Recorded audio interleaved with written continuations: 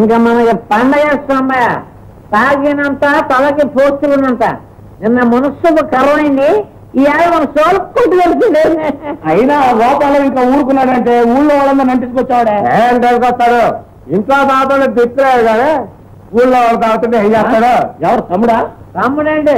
తమ్ముడి పిల్లం 24 గంటలు డ్రెస్ మీదే ఉంటుంది.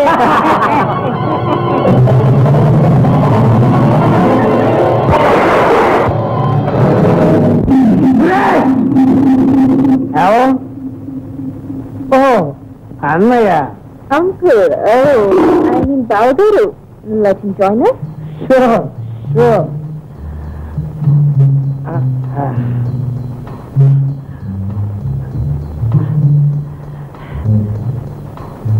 ఒక్క సిప్ అన్నయ్య.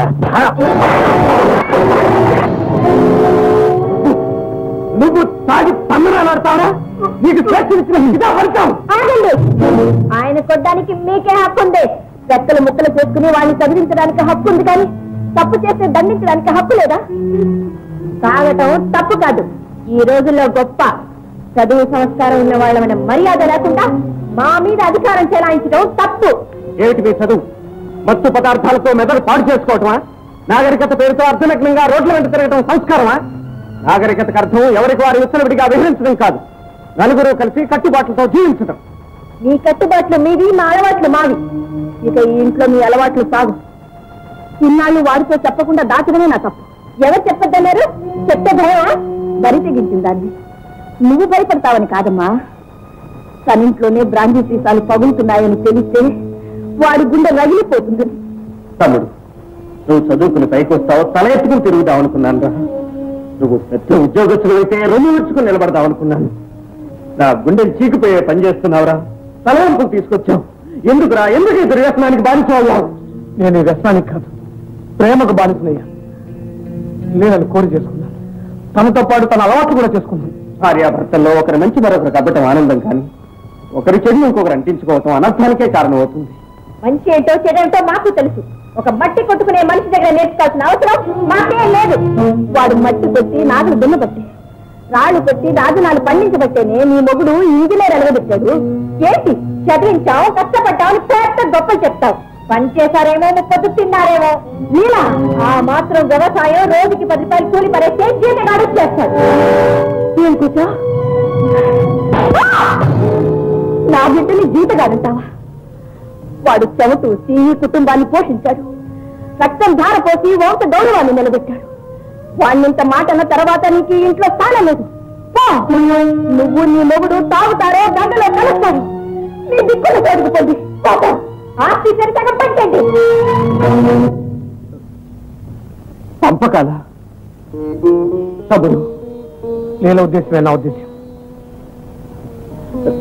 తరతరాలుగా ఈ ఇంట్లో మంచిని పెంచుకున్నారే కానీ అత్తులు పంచుకోలేదు. ప్రేమాభిమానాలతో మమతలు నింపుకున్నారే తప్ప ద్వేషాసూయలతో బంధాలు పెంచుకోలేదురా. తమ్ముడు, నా మాట పంపక వద్దు. మీరొద్దంటే మాత్రం ఆగుతుందా? పంపకం జరగాల్సిందే, మా వాటా మాకు రావాల్సిందే. అవును, మా వాటా పంచాల్సిందే. ఏమిట్రా నీ వాటా? నీ వాటా నీ చదువుకే సరిపోయింది. కష్టపడింది వాడు, ఈ ఆస్తిని పెంచింది వాడు. ఎవరు పెంచినా పంచుకునే రోజు రానంత వరకేనమ్మా. వాళ్ళు కోరారు, పంపకం జరుగుతుంది. అబ్బాయి గోపి, ఉత్తర భాగం చిన్నవాడిది, దక్షిణ భాగం పెద్దవాడిది. అబ్బా, పంపకాలు అయిపోయాయి. పంపకాలు ఎలా పూర్తయినాయి? ఇంటి సంగతి జరగదు. అవును, ఇద్దరు ఒక పంచులో ఉండటం కష్టమే. అందుకే నాకు ఒక పద్ధతి ఆలోచించాను. ఇల్లు ఒక వాటా, ఎడ్లు గొడ్లు వ్యవసాయ పనిముట్లు ఇంకో వాటా. అంతే. పొలంలో వాటా తమ్ముడు కోరుకున్నాడు కనుక ఈ రెండింట్లో వాటా అన్న కోరుకు. గోపాలం బాబుకి ఎట్లంటే ఇస్తావు, అయ్యా కోరుకుంటాడు. సరే, ఇల్లు వాడినే తీసుకోమనండి. ఇల్లు నీ తమ్ముడు తీసుకుంటాడు, ఎడ్లు నువ్వు తీసుకుంటావు. మరి నా అబ్బాయి అంచారా? ఏంటి నీ డబ్బు నీకు అందలేదా? అందితే తప్పు వారంట తీసుకుని అన్ని నాన్న వెంట పెట్టుకున్నావారు ఎందుకు?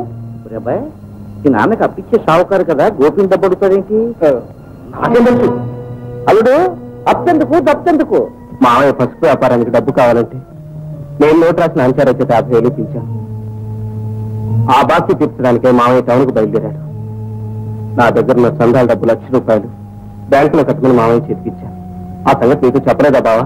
నాకు చెప్పడం అయినా నువ్వు మా నాన్న గడ్డ ఉండి అప్పించాల్సిన అవసరం వచ్చింది. ఆయన పుట్టుపడలేక మనిషి తెచ్చాడు కనుక ఏం చెప్పినా నమ్ముతావని ఊరి డబ్బు దిగడానికి ఎత్తు ఏం కూర్చావురా? అట్టా మంది సొమ్ము తిరగట నీకు నీ తొర్లకేరా అలవాటు. గోపి నిప్పురా నిప్పు. ఇప్పుడు ఆ నిప్పుకే చెదలు పట్టింది. పబ్లిక్ గా తప్పు కనిపిస్తుంది. ఇంకా మరేసాయే తప్పేరా? చిన్న ఇంటి వాసాలు లెక్క పెట్టే నీలాంటి నీచులకి నారడిగితే నారు నీరడిగితే నీరు ఇచ్చి ఆదుకున్నాడు కదూ. తప్పేరా? అన్న చేలు పండినా పండకపోయినా నీ చేలు పండితే చాలు, నీ బెల్లం బిడ్డలు చల్లగా ఉంటే చాలని ఊరి కోసం కష్టాలు కొని తెచ్చుకుంటాం. తప్పే కదూ. ప్రాజెక్టు వస్తుంది, మీరంతా ముప్పొత్తులా తిరిగి పలుస్తారని ఎక్కడాని గడప ఎక్కి చందాలు వసూలు చేయటం తప్పేరా? మరి ఆవేశపడకు బాబాయ్. ఇక్కడ తప్పొప్పులతో న్యాయాలతో నిమిత్తం లేదు. కావలసింది సాక్ష్యం. నేను మామయ్యకు డబ్బిచ్చిన సంగతి మా ఇద్దరికి మాత్రమే తెలుసు. చందాల డబ్బు నా దగ్గర ఉన్న విషయం ఊరందరికీ తెలుసు. ఆ డబ్బుకి నేనే బాధ్యుని. గోపి, నువ్వే చెప్పావుగా బాబాయ్ ఊరు కోసం పాటుపడుతున్నానని. ఇది కూడా ఆ బాధ్యతలో భాగం. నాంచారయ్య, నీ బాకీ మొత్తం నేనే తీరుస్తాను. ఎప్పుడు తీరుస్తావు? ఎట్లా తీరుస్తావు? నా వాటా పొలం తీరుస్తాను. వేరే అమ్మడం ఎందుకు? ఈ పొలం నాంచారయ్య పేరుతో రాసేసి చందాల డబ్బు ₹1,00,000 బ్యాంకులో కట్టేస్తాడు, మిగతాది అప్పు కింద జమ కట్టుకుంటాడు. ఆ బేరం పెట్టిన అంతకే సరిపోతుందిలే. అంతే అంతే అంతే. భారీ ఖర్చులతో పాటు విక్రయ పత్రం కూడా రాయించు మావయ్య.